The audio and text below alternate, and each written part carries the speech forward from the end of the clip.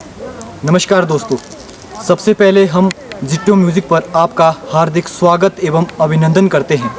जैसा कि आप सभी को ज्ञात है कि हिमाचल प्रदेश अपनी सुंदरता प्राकृतिक दृश्यों के लिए देश में ही नहीं अपितु विदेश में भी माना जाता है। ये बात केवल प्राकृतिक दृश्यों की नहीं अपितु सांस्कृतिक कार्यक्रम, परंपरा, लोक बोलियाँ, वेशभूषा, इसका भी हिमाचल प्रदेश में एक खास तौर पर अहम भूमिका रहती है। तो इसी कड़ी में परंपरा की इसी कड़ी को साथ जोड़ते हुए हम आपको लिए चलते हैं पहाड़ी क्षेत्र में। अगर मैं बात करूं खास तौर पर महासुई क्षेत्र की, तो जो लोक संगीत है इसमें मैं आपसे मिलवाना चाहता हूं एक ऐसी खास शख्सियत से जिन्होंने रातों रात लोगों के दिलों में घर कर दिया। मैं हिंट के तौर पर कहूं तो एक दो गानों का नाम लूँगा, जैसे कि झूठा बड़ाल या दूंदी। जी हाँ, आप सभी सही समझे, मैं बात कर रहा हूँ चिराग ज्योति मस्ता जी की। शाळुआ राजिया सेवा साबा तेरे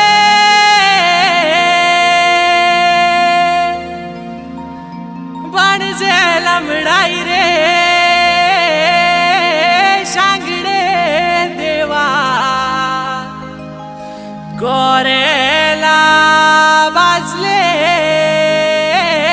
मेरे।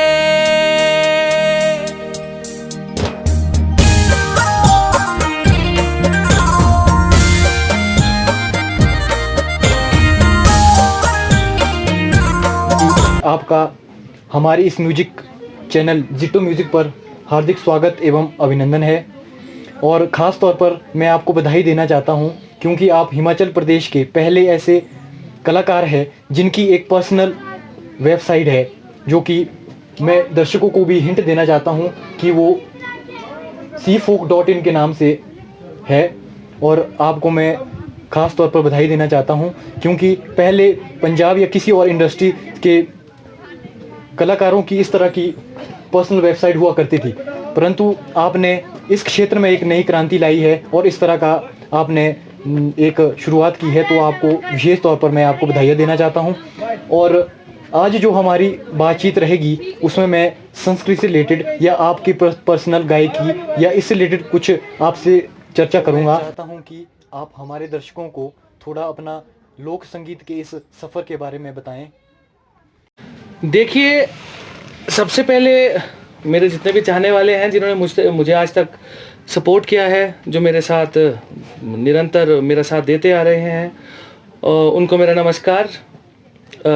सबसे पहले तो यही कहूँगा कि जिस तरह आज तक आप लोगों ने मुझे अपना आशीर्वाद दिया है, आगे भी देते रहिए। कहीं ना कहीं मैं ये अपने लिए नहीं चाहता कि ये आशीर्वाद जो मैं मांग रहा हूँ वो मेरे लिए हो। हाँ, ये है कि आपका जो आशीर्वाद है, जो आपकी प्रेरणाएं हैं, मुझे निसंदेह आगे बढ़ने पे मजबूर करती हैं, मुझे प्रोत्साहित करती हैं। आपने जिक्र किया मेरी वेबसाइट का, तो वो मुझे ऐसी फीडबैक आई है कि एक तरह की क्रांति आई थी ये हमारी म्यूज़िक इंडस्ट्री में। मैं क्रांति तो नहीं कहूँगा, कि मुझे लगा कि एक मेरा खुद का भी एक पोर्टफोलियो हो। तो बस बात इतनी थी कि अगर मैं शुरू नहीं करता तो कोई ना कोई तो किसी ना किसी को तो करनी पड़ती। अब इसी के साथ ही मुझे सौभाग्य ये मिला कि हिमाचल की पहली प्रोफेशनल पर्सनल वेबसाइट के साथ साथ मैं पहला सिंगर हूँ जिसके जो इंटरनेशनल प्लेटफॉर्म्स हैं, जैसे iTunes है या सावन है, जियो म्यूज़िक है, हंगामा है, विंक है, इस पे भी मेरी लेटेस्ट एल्बम है दस्तूर 2, उसके गाने इस पे उपलब्ध हैं जी। तो इसके लिए जिट्टो म्यूज़िक का आपका मैं ऋणी भी हूँ और आपका थैंक्स भी करता हूँ कि आपने मुझे इस प्लेटफॉर्म के लिए सबसे पहले जितने भी गायक हैं मुझे चुना। तो अच्छा लगता है, आप लोगों का धन्यवाद। अब देखिए, अच्छा, आपने मेरे सफ़र के बारे में पूछा, तो शायद मुझे जितनी ख्याति मुझे मिल चुकी है वो सभी जानते हैं कि मेरी प्रेरणाओं में सबसे पहले नाम आता है तो मेरे नाना नानी या मेरी माँ का। मैं प्रोफेशनल सफ़र की बात करूं तो 2013 की मेरी छुट्टियां थी, मैं वकालत की पढ़ाई कर रहा था देहरादून में। तो मेरा संपर्क उस टाइम के जो बहुत ही ख्याति प्रसिद्ध गायक हो चुके थे, दिवंगत श्री मुकेश पनायक मैडी जी, उनसे मेरा संपर्क हुआ। वो मेरी शायद फेसबुक पे पोस्ट पढ़ा करते थे, तो मैं काफ़ी पोस्ट किया करता था संस्कृति से रिलेटेड, या हमारी जो देव संस्कृति है उससे रिलेटेड, या जो हमारे गाने हैं। तो कहीं ना कहीं हमारा एक बॉन्ड बन गया। तो हालांकि मेरे जो परम आदरणीय, मैं हमेशा बोलता हूँ, सभी जानते हैं कि शायद मुझे भी कहीं ना कहीं ये लगता है कि उस इंसान को मेरे नाम की ज़रूरत नहीं है।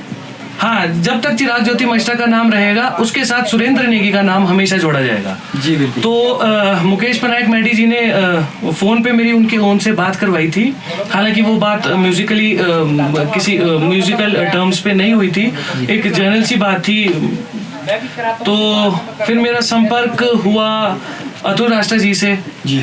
तो उन्होंने मुझे काफ़ी हद तक प्रोत्साहित किया कि मैं अच्छा गा लेता हूँ। तो हाँ जी, तो कि आपको शायद एल्बम रिलीज़ करनी चाहिए। तो कुछ एक तरह से मैं कहूँगा बहाने क्लब होते गए। तो मैं आया, मैंने 15 अगस्त 2013 में रिकॉर्डिंग करी थी। तो 14 की शुरुआत में मेरी शायद अप्रैल में मेरी पहली एल्बम आशा आपका आशीर्वाद, जैसा आप जानते हैं, जोटा बढ़ाल मेरा पहला गाना था। और उसी गाने से मुझे आज तक जाना पहचाना जाता है। हालांकि उसके बाद काफी ऐसी आपकी आई है। जी।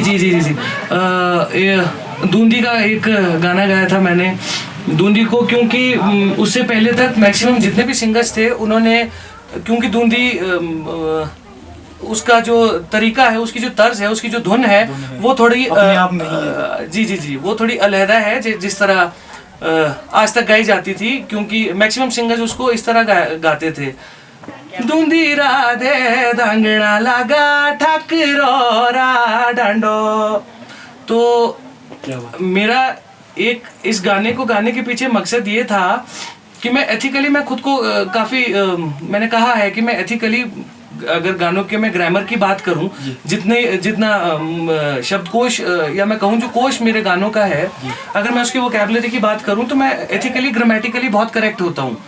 कहते हैं लोग, मुझे कहते हैं कि जो मेरे गाने होते हैं वो स्पष्ट उच्चारण मेरी पहचान है। बट हाँ, अगर मैं उस चीज़ का धन्यवाद करता हूँ कि लोग इस तरह मुझे अप्रिशिएट कर रहे हैं।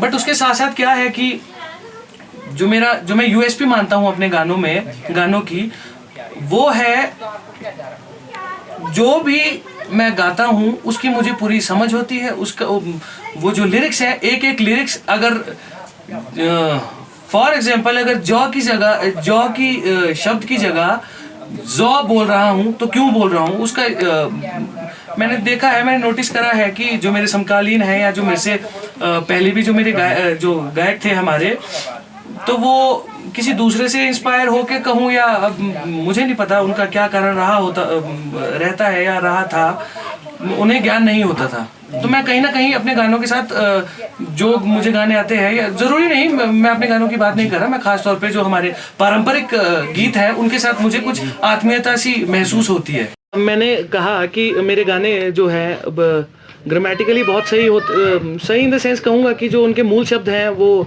जैसा मैंने सुना है, बुजुर्गों से सुना है, मैं उसमें किसी भी तरह की छेड़खानी पसंद नहीं करता जहाँ तक मुझे वाजिब लगता है। तो वही एक कारण था जो मैंने दूंदी का जो मैंने गाना गाया था, वो एक्चुअली जो दूंदी थी, ये शेट्टी परौंठी वाली दूंदी, ये मेरे ही मामा के गांव की थी। तो जाहिर सी बात है कि जो वहाँ के जो मूल निवासी हैं वो उसको ज़्यादा अच्छे से जानते होंगे, उस गाने की उनको ज़्यादा अच्छे से समझ होएगी। तो मैंने उसी करके उस गाने का जो मूल जो रूप है उसको लेकर मैं आया था। वो काफ़ी अप्रिशिएट किया गया था। वो आज तक शायद आपने भी शायद सुना होगा, डीजे पे कभी ना कभी बज ही जाता है। वो कुछ इस तरह था, दूंदी राधे दांगना लगा ठाकरोरा डांडो, आदो पोणो कानिया लोगा पकड़ेला मांडो।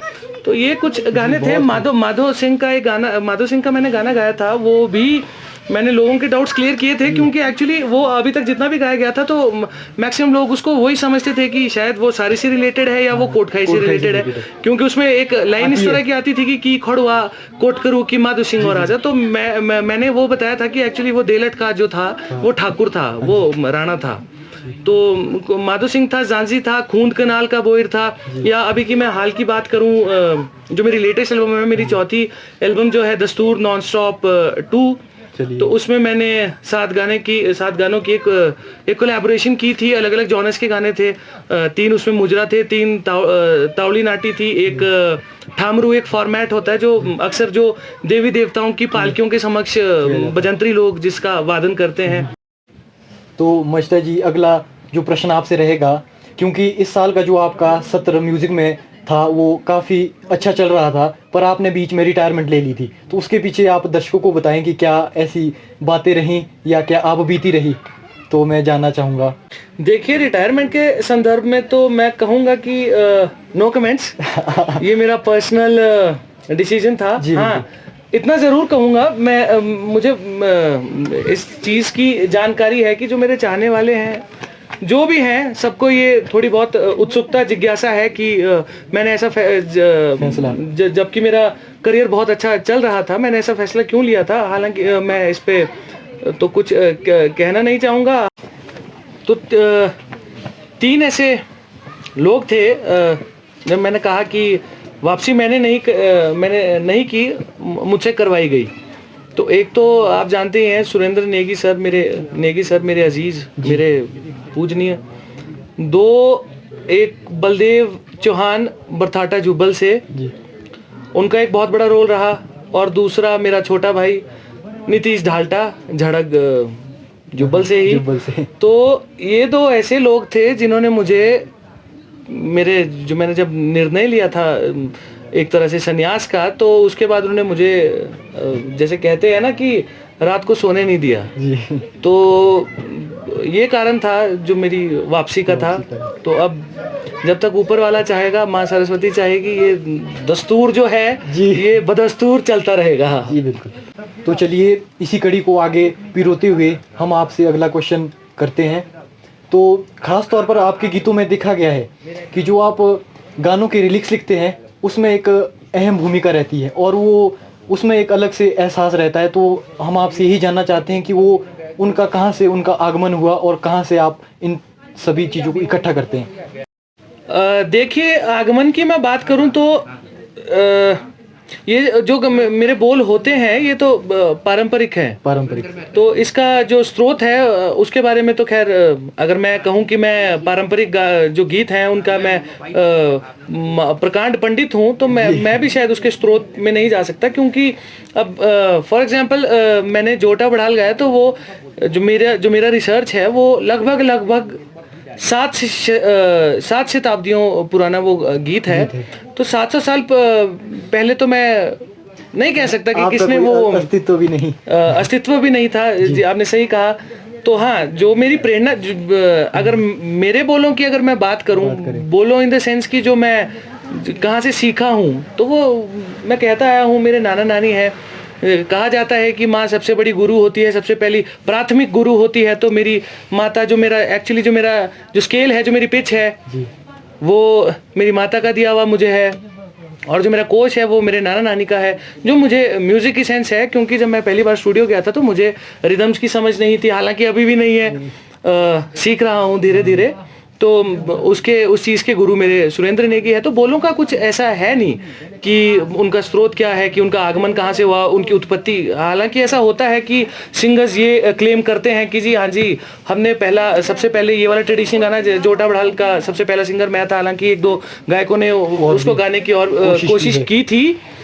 तो वो क्लेम करते हैं उन गानों पे कि जी सबसे पहले हमने गाया था। तो उनका गाना किसी तरह से नहीं बनता। वो शायद यही परंपरा आज तक चली आ रही है, जो ये कहा जाता है कि जो कॉपीराइट नहीं है यहाँ पे, जो ट्रेडिशनल को हम ट्रेडिशन पे नहीं उसको क्रेडिट कर रहे हैं, ट्रेडिशन जो ट्रेडिशनल जो गाने हैं उसका क्रेडिट हम ट्रेडिशंस को नहीं दे रहे हैं। सबसे बड़ी तो मैं तो हैरान हूं कि मानसिकता कैसी होगी उन लोगों की जो मैं नए जो गीतकार हैं जो या जो नए सिंगर्स हैं जो खुद रात दिन मेहनत करके उन गानों को कंपोज करते हैं या लिरिक्स उनके लिखते हैं, जो भी करते हैं और उसको थोड़ा नया रूप दे के, नया ढंग दे के उस पर अपना लेबल चिपका देते हैं। तो जो बोल हैं वो मुझे बाकियों का नहीं पता, बट जो मेरा है वो पारंपरिक थे, है और रहेंगे।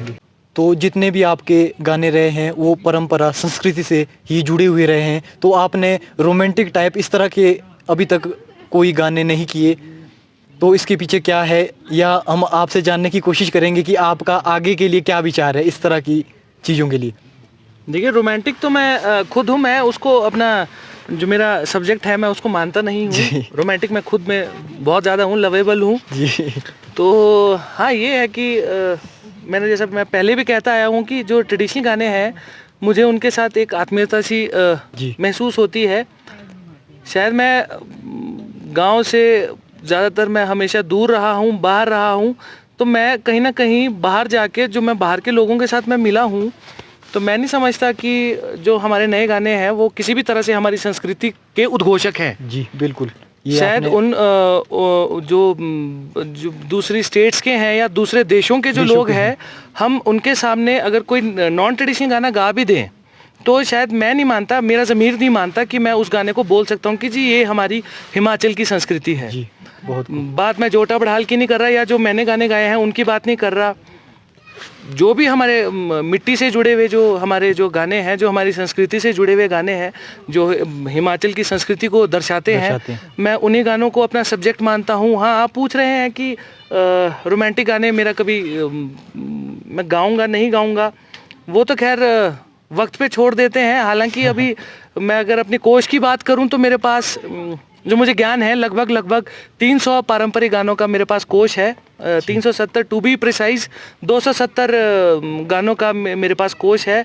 तो जब उन गानों से फुर्सत मिलेगी तो तभी तो कुछ नॉन ट्रेडिशनल के बेस पे अगर बात करूं तो जो ये ट्रेजिक सॉन्ग्स होते हैं, मरणोपरांत डेथ सॉन्ग्स उन्हें आम बोली में कहा जाता है, वो मैंने गाए हैं, वो मैं गाता भी हूँ, गाऊंगा भी। उन गानों में भी मेरी कोशिश, जो उसके जो शब्द होते हैं, जो उसके बोल होते हैं, वो मेरी कोशिश यही रहती है कि कहीं ना कहीं वो संस्कृति से मेरा बोलने का मतलब ये है कि मेरे लिए वो बिजनेस नहीं है जी। कहीं ना कहीं वो गाना मैं चाहता हूँ कि आज से 50 साल बाद, 100 साल बाद वो एक ट्रेडिशनल गाने का रूप अख्तियार करे। तो बस यही मेरी कोशिश रहती है। तो नॉन ट्रेडिशनल की जब बात आएगी, अगर कभी हुआ भी तो भी वो गाने इस तरह से ही जो मेरा नज़रिया है गानों को देखने का, वो इसी से जुड़े हुए रहेंगे। चर्चा का सिलसिला आगे बढ़ाते हुए चलते हैं अगले प्रश्न की ओर। तो देखा गया है जो आपकी पहली एल्बम आई उसमें आपने श्री मोहन सिंह चौहान जी का जो है, आपने उनको एक प्रेरणा का स्रोत बताया है, पर जो आपकी नई आगे एल्बम्स आई उसमें आपने कहीं भी उनका खास तौर पर जिक्र नहीं किया, तो इसके पीछे क्या भूमिका रही है आपकी? देखिए निसंदेह वो मेरे प्रेरणा स्रोत हैं जी, रहेंगे। अब जिस तरह मुझे क्रेडिट दिया जा रहा है कि हिमाचल का मैं पहला सिंगर हूँ जिसकी पहली प्रोफेशनल वेबसाइट बनी थी, उसी तरह शायद लोग जानते होंगे, मुझे आशा है कि लोगों को पता होगा ये चीज़ कि हिमाचल में अगर क्रांति म्यूज़िक के क्षेत्र में कोई अगर लेके आया है तो उनका एस.डी. कश्यप जी, और अगर मैं सिंगर्स की बात करूं तो वो श्री मोहन सिंह चौहान जी थे जी। जो पहली, शायद मैं समझता हूं कि अगर वो नहीं होते, आज भी अगर मैं खुद की बात करूं या किसी मेरे समकालीन जो सिंगर्स हैं उनकी मैं बात करूं, तो हमें रिकॉर्डिंग के लिए शायद बॉम्बे, दिल्ली या चंडीगढ़ जैसी जगहों पे जाना पड़ता जी। तो मोहन सिंह चौहान जी पहली ऐसी शख्सियत हिमाचल की हुई है जो सबसे पहले जो ऑडियो कैसेट्स का जो दौर होता था, ये शायद मेरी जानकारी के हिसाब से जितना मैंने उन्हें फॉलो किया है या उनसे शायद मैंने पूछा भी था, शायद ये बात 1986 या 87 की रही होगी जब पहली ऑडियो कैसेट लॉन्च की गई थी हिमाचल में। तो उसके सिंगर श्री मोहन सिंह चौहान जी थे और music director Shri S D. Kashyap ji. तो अगर रही प्रेरणा स्रोत की बात, तो मेरी प्रेरणाएं देखिए, मेरे लिए संगीत की एक ही परिभाषा है। वो परिभाषा मेरे नाना से शुरू होती है और मेरी माँ पे आके ख़त्म होती है। जी, बहुत बढ़िया। अगर मैं उसकी दूसरी परिभाषा, संगीत से मेरा अभी तक का मेरा मतलब जो मेरा कोश है या मुझे जो गानों का ज्ञान है, अगर मैं संगीत की प्रेरणा की या जो मेरी जो परिभाषा है उसकी मैं बात करूं, तो आप इस जो मैंने एक नंबर लाइन मैंने खींची है उसको थोड़ा एक्सटेंड कर सकते हैं। मेरे लिए मेरा म्यूज़िक, मुझे जो भी ज्ञान है, चाहे वो गानों का ज्ञान है, चाहे वो संगीत का ज्ञान है, मेरे लिए मेरा संगीत शुरू होता है मेरे नाना से, श्री लायकराम चांटा। वो बीच में मेरी नानी, मेरी माताजी, और लास्ट में सुरेंद्र नेगी जी। जी, तो इसके अलावा मैं ना किसी को फॉलो करता, ना मैं किसी को पसंद करता। हाँ, मैं गाने ज़रूर सुनता हूँ। मैं श्री मोहन सिंह चौहान जी के गाने बहुत पसंद करता हूँ और केवल राम बादशाह जी के गाने बहुत पसंद करता हूँ। एक हमारे ही जॉनर के सिंगर है बिट्टू चफरोल्टा, उनके गाने बहुत पसंद करता हूँ। मैं फॉलो किसी को नहीं करता। फॉलो के लिए मैं रास्ता दिखा रहा हूँ, जिसने मुझे फॉलो करना है करे, नहीं करना ना करे। तो इस लोक गायकी में और भी कई तरह के गायक इन्वॉल्व हैं, तो मैं आपसे जानना चाहूँगा कि जो आपके नेबर्स या आपके साथी जो सिंगर्स हैं उनके बारे में कुछ विशेष टिप्पणी आप करना चाहें। देखिए, मैं अपनी इतनी हैसियत नहीं समझता कि मैं किसी पे कुछ किसी भी प्रकार की टिप्पणी कर सकूं। वे कई मेरे आदरणीय भी हैं। मैं पंकज ठाकुर का नाम लूँगा, आप जानते हैं उन्हें। पंकज ठाकुर हो गए, डॉनी चौहान हो गए, ये तांत्रा बॉयज़ हो गए, AC भारद्वाज जी हो गए। तो ये कुछ एक हैं जिनको जो हमारा रोज़ का मेल जोल जिनके साथ है, और उनका जो काम करने का तरीका है वो भी ठीक है। अगर वो ट्रेडिशनल गाने नहीं गा रहे हैं या अगर नए गाने भी गा रहे हैं, तो वो कहीं ना कहीं जिस संस्कृति की मैं धौंस जमाता हूँ या जो मुझ में उस संस्कृति का दम्भ है कि अगर मैं बाहर जाके अपनी आइडेंटिटी बताऊँ, तो मैं ये बताऊँ कि जी चैंकी और जो इस तरह के रंजी वजीर टाइप्स जो गाने हैं, ये हमारी आइडेंटिटी है। तो इन लोगों की जो प्रस्तुतियाँ रहती हैं, और भी कई नाम हैं, यहाँ पे लेना वाजिब ही नहीं है। तो ये कुछ लोग हैं, और भी हैं। हालांकि जो ट्रेडिशनल गाने नहीं गा रहे हैं, वो मैं समझ सकता हूँ, उनकी सोच है। अगर अच्छा लिरिक्स लिख रहे हैं या संस्कृति से रिलेटेड लिख रहे हैं, तो उनके लिए मेरी शुभकामनाएं। बाकी जो भी कैटेगरीज हैं, उनको मैं फूहड़ ही काउंट करता था, हूँ और रहूँगा। तो चलिए, ये चर्चा का सत्र तो चलता ही रहेगा। अब मैं मस्टा जी से आग्रह करूँगा कि वे गीत के 2 बोल हमारे दर्शकों को सुनाएं। गाने का मैं बताऊं तो मेरी अभी आगामी एल्बम, 5वीं मेरी एल्बम आने वाली है। शायद मेरा ख्याल है जनवरी में वो लॉन्च हो जाएगी। तो उसका नाम मैं डिस्क्लोज़ नहीं करूँगा, ना ही मैं उसके बाकी गाने डिस्क्लोज़ करूँगा। हाँ, 2 गाने जो उसमें डेफिनेटली हैं, उनको एक वो दस्तूर नॉन स्टॉप 2 के ही फॉर्मेट पे वो आएंगे। वो अलग अलग बीट के गाने हैं, वो इकट्ठे प्रस्तुत किए जाएंगे। एक धन राजा जुबलोरा और एक बॉम्टे बियाड़ो। तो मैं उसके इन दोनों गानों की एक लाइन्स आपको सुनाई दिए देता हूँ। हाँ, खोली और कांगड़ो गाउला बेड़े रे बंदो, राजे गाऊ जुबलो रे बगते चंदो। अब दूसरा गाना है जो बॉम्टे बियाड़ो। एक्चुअली वो बॉम्टे बियाड़ो उसका नाम गाने का नहीं है, वो एक्चुअली राजा पारसचंद का गाना है। तो उनका एक ज़मीन से चौपाल में नेरवा के पास, पुंदर के पास एक ज़मीन, विवादित ज़मीन पे कुछ लफड़ा था, उसके निपटारे के लिए वो गए थे। तो वो उस जो सिनेरियो, जो वो स्टोरी लाइन है, उस पे बेस्ड है वो गाना। तो वो कुछ ऐसा है कि तू शरीला है, तू सिटी है, तू नाइणे की पानी वे, नागरे जड़ जाएले पांजो पांडुए चाणी वे। तो ये गाने होंगे, अब बाकी देखते हैं। जी, बहुत खूब।